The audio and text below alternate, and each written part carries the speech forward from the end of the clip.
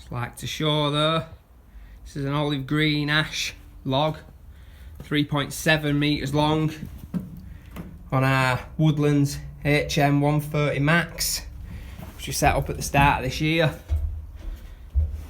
It's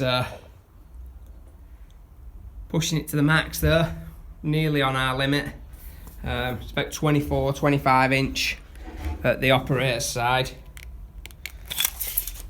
and the very widest point down here is pretty much 30 inch, just shy, so might have a bit of trouble getting through this end when I'm down to the middle, but we'll see how we go.